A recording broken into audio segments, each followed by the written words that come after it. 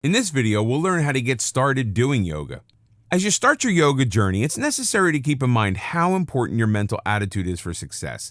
Bodily agility and flexibility will come with practice, but to begin practicing, you need the correct mindset. For a beginner, it can be very confusing. Just picking out the right yoga outfit can be a headache. Then, how do you decide which yoga practice is the best one for you? So, start by relaxing and consider the following your roadmap to successful yoga practice. Rid yourself of expectations. If you have viewed pictures of yoga poses and have decided that you could never achieve that type of agility, keep in mind that it undoubtedly took years, perhaps decades, for the model to get to that level. He or she was specifically chosen for his or her expertise. Yoga is not about achieving the perfect pose. It's about improved breathing and alignment, one step at a time, and the rest will follow. If you can't touch your toes, touch your knees instead. Toss any expectations you may have and start with an open mind. Yoga is non-judgmental. It is not a competition. Although with practice, you will naturally improve. Age and body shape are mental limitations and have no effect on your ability to begin yoga practice. If you are physically unable to do a particular pose, there are a dozen other poses you can master. Find the right teacher.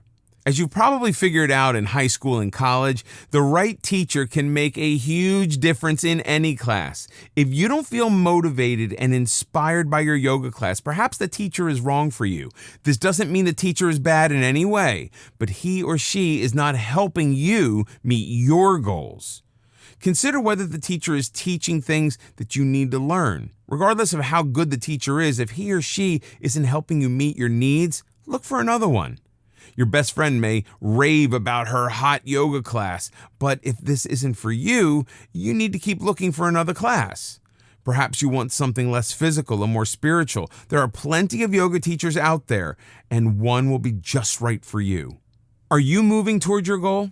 A good teacher will guide you step by step along the journey. If you feel at a standstill, perhaps the teacher is not for you. Can you ask questions? A good yoga teacher is available before and after class for his or her students and will listen and address individual concerns. If your teacher is not approachable, find one who is. Don't hesitate to ask your teacher about his or her training or philosophy. The best type of teacher is someone who views yoga as a continuous work in progress and is still studying with his or her own teacher. It's the yoga, not the outfit. Do you know one of the major reasons people don't go or stop going to the gym? They feel self-conscious among a group of perfect bodies. Yoga has become so trendy, people are actually fretting about which designer outfit is best and what color mat they should buy. Do you really need $125 Dior pants to attain enlightenment? Wear whatever feels comfortable and don't compare yourself to anyone else. Yoga is a personal journey. As mentioned in this video course before, it's not a competition. All you need for yoga is a simple pair of leggings, shorts, tank top, or t-shirt. Seriously, you're not trying to make a fashion statement. The only thing you need to keep in mind is comfort. Special outfits are available for hot yoga. You'll want a yoga mat that lasts, so do choose a quality mat. It will be an excellent investment.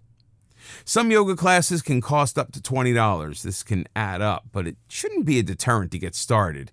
There are ways to practice yoga on a budget. The local YMCA, gyms, and some community centers frequently offer yoga classes at low rates. During warm weather, yoga groups may meet at local parks. When signing up for class, buy in bulk. Signing up for 20 classes at a time instead of the individual classes may get you a discounted rate. Some yoga studios rent mats and water bottles. They may only charge $1 or so, but the extra expense can add up. Bring your own mat and bottled water from home. Some yoga studios offer karma yoga classes. These classes are free in exchange for doing some work at the studio, such as manning the front desk and cleaning up after a class. If cost is a concern, don't hesitate to ask about this option. Some studios will be happy to trade a class for a bit of service rendered. The best time to practice yoga. handy excuse not to get started with yoga practice is time. The fact is, we are all busy.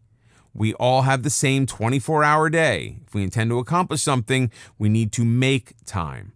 Traditional yoga involves sunrise or sunset, but using any time for yoga is better than no yoga at all, although practicing yoga on a full stomach is not a good idea. Get up an hour earlier than usual and do your asanas before you do anything else.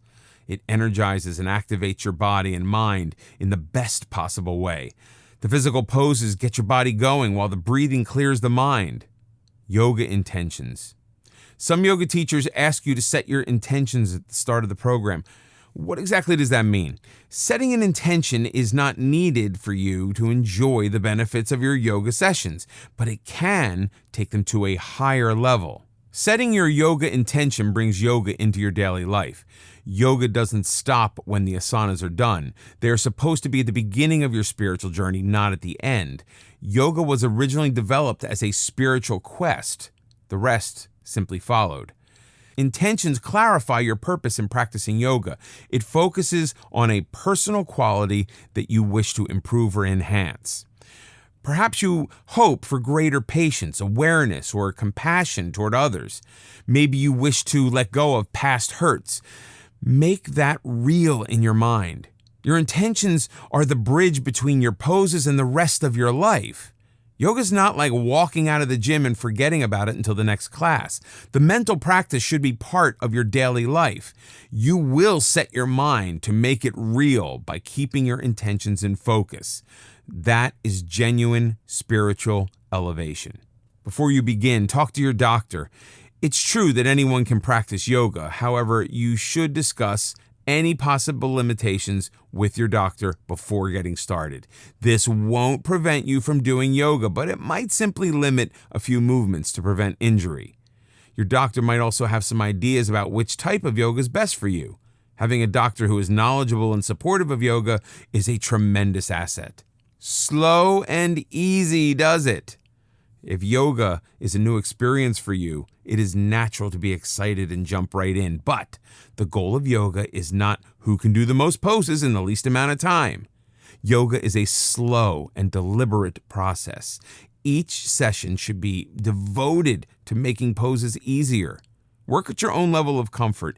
It cannot be stressed enough that yoga is non-competitive. If certain poses are more difficult than others, simply practice them more until they become easier. There's no time limit for mastering yoga poses. When poses become easier, go a bit beyond your comfort zone to reach the next level, but never to the point of physical discomfort. Begin at your own starting point. Joining a new yoga class where everyone else seems to know what they are doing can be intimidating, but that is the case when you begin any new endeavor. Regardless of anyone else, you are your own starting point. It is entirely irrelevant that everyone else is able to balance on one leg for 60 seconds while you keep tipping over. Instead of fretting, enjoy the progress as you keep improving. Savor who you are every step along the way. Self-acceptance is the essence of enlightenment. The spiritual side of yoga encourages compassion. Start with yourself.